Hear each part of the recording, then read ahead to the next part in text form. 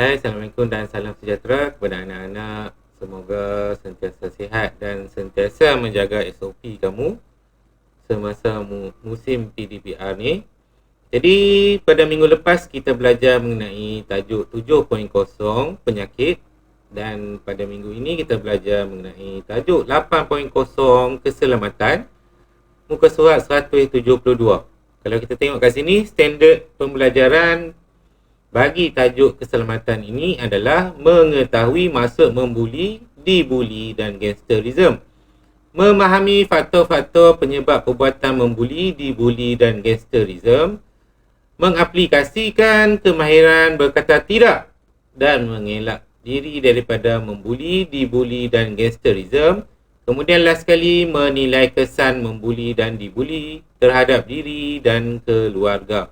Okey, kita tengok petikan ataupun apa yang dikatakan tiga-tiga ni lah. Membuli, dibuli dan gangsterism.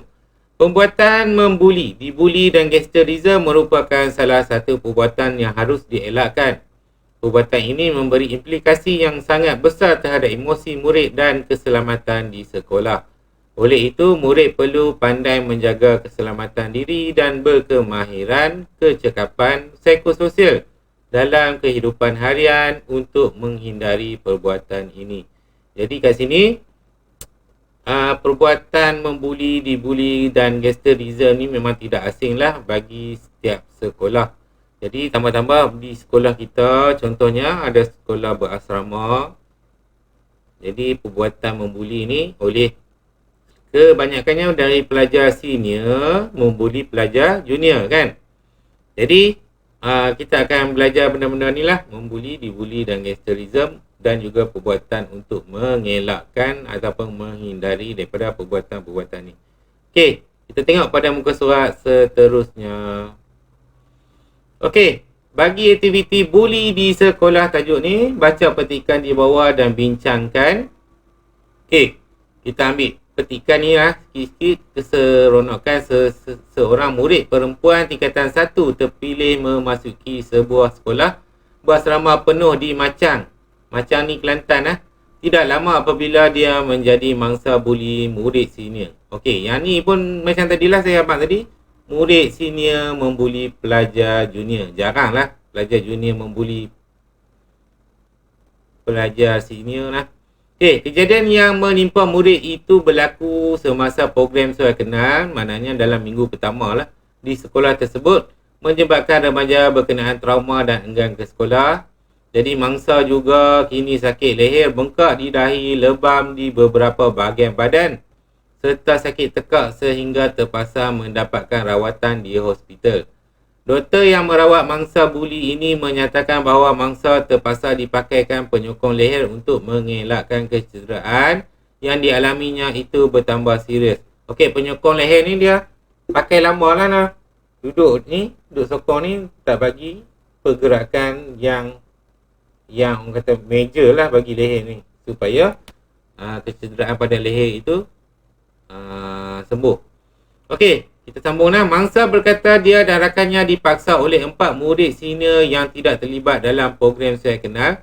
Mereka meminta mangsa dan rakannya berlari dalam keadaan mata mereka ditutup dengan tudung. Okey, dah lah tutup mata, lepas tu kena suruh lari pula tu.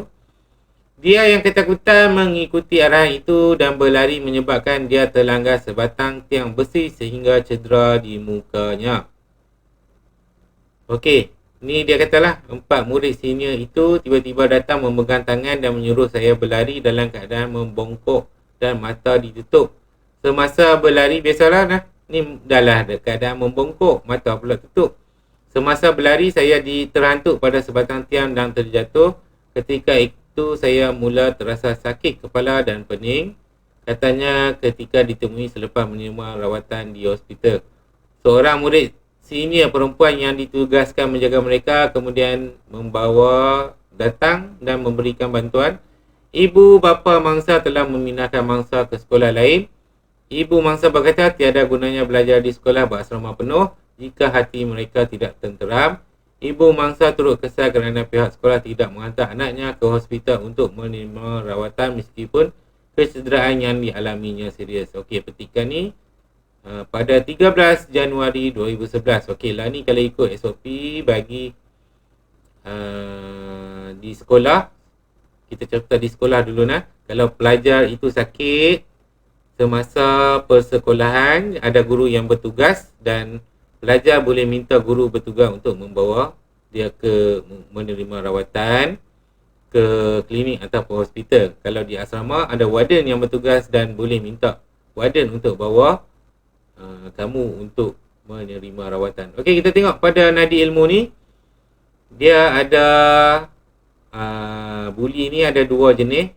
Okey, sekiranya terjadi serangan suatu pihak di mana penyerang lebih berkuasa dan mangsa tidak melawan untuk membalas atau tidak ada reaksi untuk membalas semula, ini dinamakan buli. Okey, faham dah ayat ni? Maknanya penyerang itu berkuasa dan dia cuba provoke mangsa, maknanya itu, dan mangsa tidak membalasnya, kemudian itu dinamakan buli. Okey, kategori buli ni terbagi kepada dua, iaitu verbal dan fizikal. Verbal ni melalui perkataan lah, fizikal ni melalui perbuatan. Jadi kita tengok secara verbal ni mengejek, mempersendakan, mencemuh. Okey, contoh macam mak kau hijau lah yang trend lah. Kemudian tu salah satu yang mengejek, mempersendakan lah. Kemudian secara fizikal ni macam biasalah, menolak, mengugut, mengajak untuk bergaduh, memukul dan mencederakan murid lain. Okey, kita tengok gangsterism bermaksud kegiatan gangster atau kumpulan kongsi gelap dalam suatu kegiatan jenayah. Faktor penyebab perbuatan membuli, dibuli dan gangsterism adalah bagi menunjukkan kuasa, bagi kepuasan diri dan memenuhi kehendak sendiri, pengaruh rakan sebaya dan juga pengaruh media massa. Okey, kita tengok pada muka surat 175, dendam ni. Dendam Taufik pada Hafiz. Okey, Taufik ni ditangkap oleh Hafiz sebab gaya rambut dan juga teguran Hafiz datang ke sekolah. Kemudian macam biasalah, si Taufik ni tak puas hati dekat si Hafiz ni. Hafiz ni pengawas lah. Okey, kemudian si Taufik ni nak membalas dendam, jadi dia pancitkan, ataupun bahasa orang Kedah, pancatkan tayar basikal Hafiz. Jadi pancitlah tayar basikal Hafiz tu. Kemudian si Taufik ni provoke pula melalui verbal. Okey, dia kata apa ni, ada gerek pun tolak je kan. Jadi apakah tindakan yang wajar kita lakukan? Adakah ini betul ataupun salah perbuatan Taufik ni? Okey, ini adalah perbuatan yang terang-terang adalah salah sebab ada dendam dan juga perbuatan membuli secara, satu perbuatan dia ni, dia memancitkan melalui fizikal lah, memancitkan tayar basikal Hafiz. Kemudian yang kedua, dia provoke ataupun secara verbal, buli secara verbal. Okey, itu saja pada minggu ini. Nanti saya akan bagi aktiviti ataupun latihan dalam Google Form dan saya akan minta kamu untuk selesaikan aktiviti dalam Google Form tersebut. Jadi itu saja pada minggu ni. Sekian, terima kasih. Apa-apa pun kamu boleh tanya saya dalam grup sebarang pertanyaan ataupun sebarang masalah mengenai tajuk ni. Okey, sekian, terima kasih.